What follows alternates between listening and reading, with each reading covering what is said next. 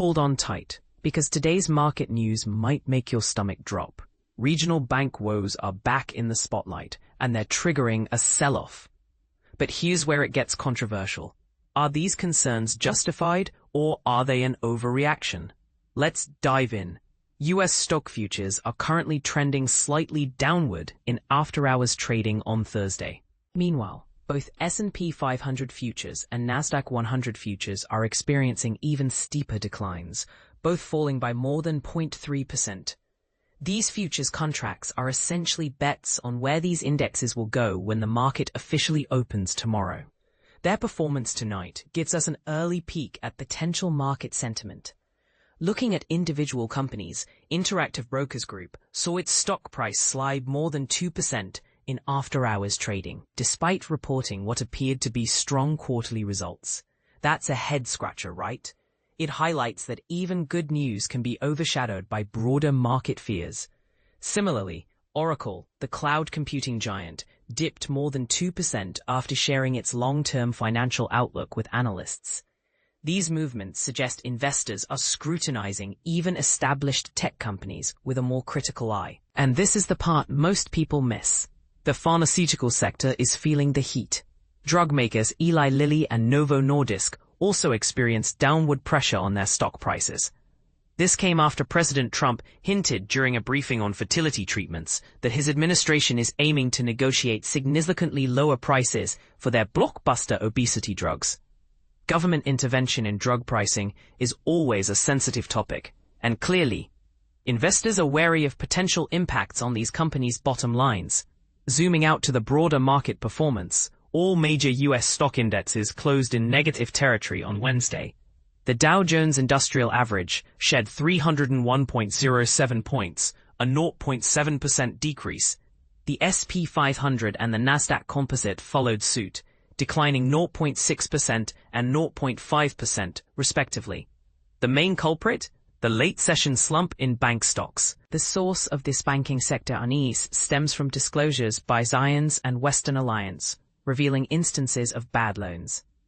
This immediately raised concerns about potentially lax lending standards and ignited fears that similar issues might be lurking at other institutions. The SPDR, SP Regional Banking ETF, KRE, a key indicator of the regional banking sector's health, plummeted more than 6% during the session, marking its fourth consecutive week of decline. Adding fuel to the fire, the recent bankruptcies of two companies connected to the auto industry have further amplified anxieties about the overall health of the financial system. It's a bit like a game of Where's Waldo, but instead of a striped shirt, everyone's searching for the next potential financial hiccup. Wednesday also witnessed a surge in the CBOE Volatility Index, often called Wall Street's fear gauge. This jump coincided with declines in Treasury yields and the US dollar. On the other hand, gold prices soared to new record highs, indicating a flight to safety as investors sought refuge in the traditional safe haven asset amid the widespread uncertainty. Liz Ann Saunders, chief investment strategist at Charles Schwab, offered an interesting perspective on CNBC's Closing Bell. She argued that the banking concerns are surfacing at a time when there's already a considerable amount of speculative froth in the market. Investors, she noted, have been eagerly chasing stocks with riskier profiles, such as those in quantum computing, drones, and unprofitable tech companies. This trend is reminiscent of the dot-com boom, where speculative investments drove market valuations to unsustainable levels. Saunders emphasized that the combination of this speculative froth and a potential broader issue like banking jitters can create a perfect storm, leading to increased market volatility.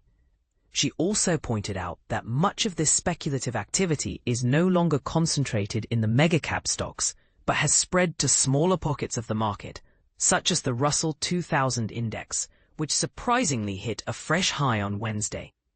Meanwhile, other factors continue to weigh on investor sentiment. Tensions surrounding global trade and tariff policies remain unresolved.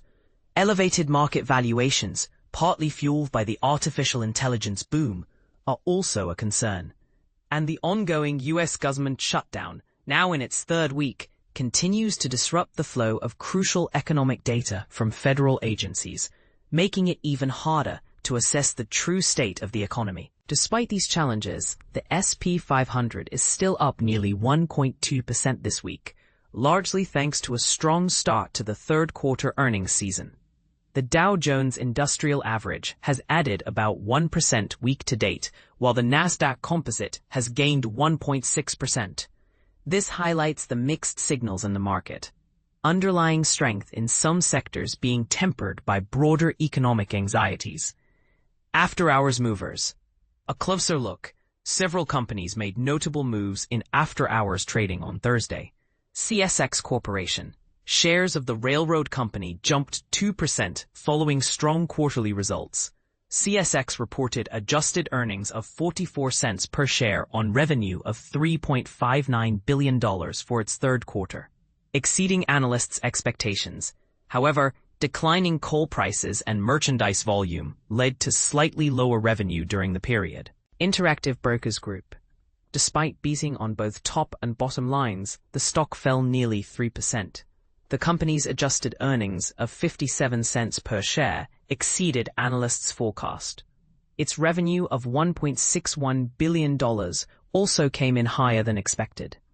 The global electronic broker reported a 21% jump in net interest income to $967 million on stronger securities lending, higher average customer margin loans, and credit balances. This shows that positive earnings alone aren't enough to guarantee a stock's success in a skittish market. Oracle.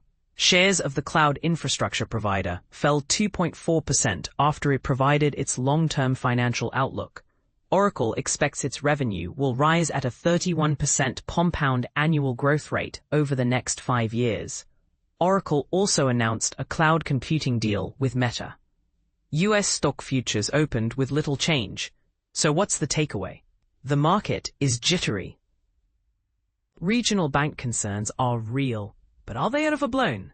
Is this a buying opportunity or a sign of more trouble to come? What are your thoughts on the speculative froth in the market?